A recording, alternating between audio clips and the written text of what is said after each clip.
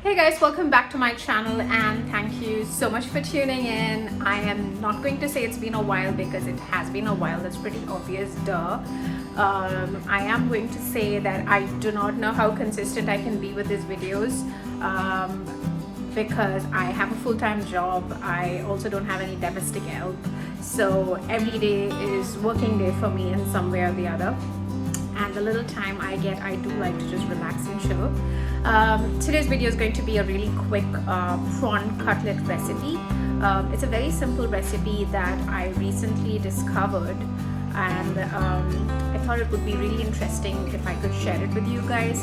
This is not at all a professional way of making it. I literally eyeball most of my recipes, and this is no different, but I have tried my best to pretty much jot everything down for you guys in the video. Do give it a try. Let me know how it goes in the comment section. If you like the video, give it a thumbs up and don't forget to subscribe. Bye bye. So I'm starting off by chopping a washed and peeled potato, putting them into a pan.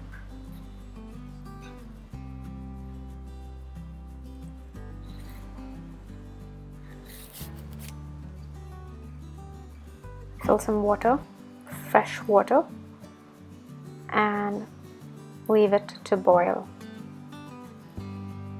This should take about 10 to 15 minutes to come to a complete boil. You would need to chop 3 green chilies and a whole onion, finely chopped.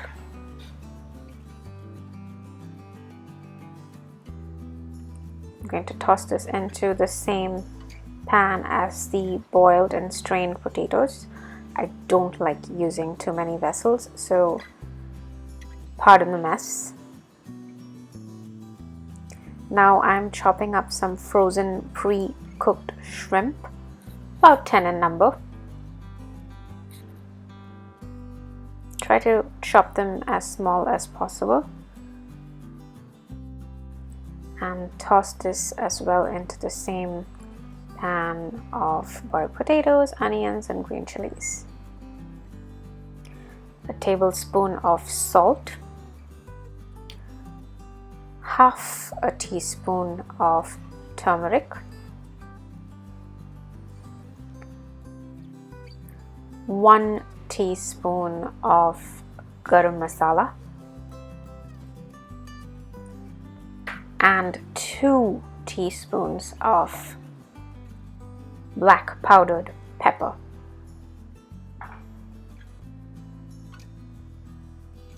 To this, I'm also adding some pre-cooked frozen green peas.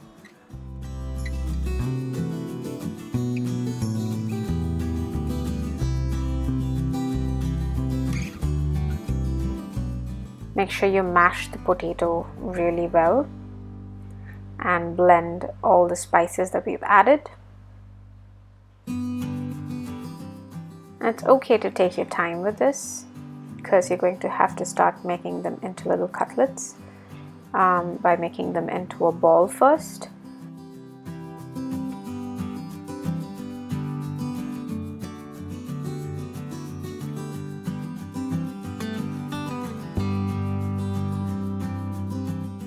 Dipping them into equal parts of semolina and breadcrumbs, into a beaten egg, and back again into the semolina and breadcrumbs. This will help you get a nice even consistency, a good shape, and it also holds the entire mix together. At this point, you can shapen it.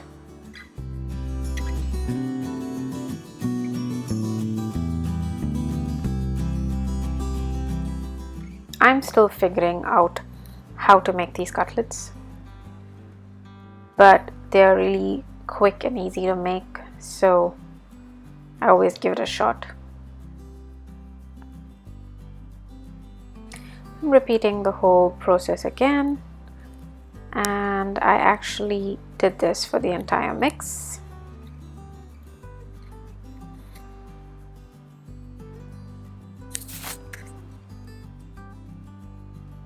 Semolina actually gives it a really good crunch when it's fried.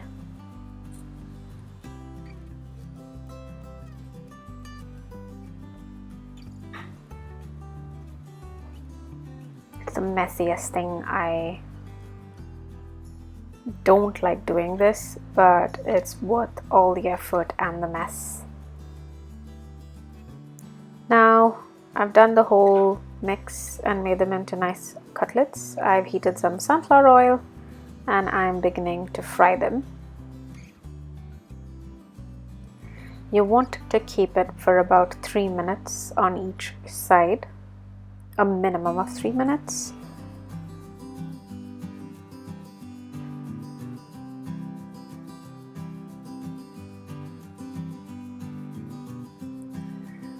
And after 3 minutes, you need to flip them over using a spatula. And when you flip it over, be very careful because it can break. So be really careful so that you're able to maintain the shape of these cutlets.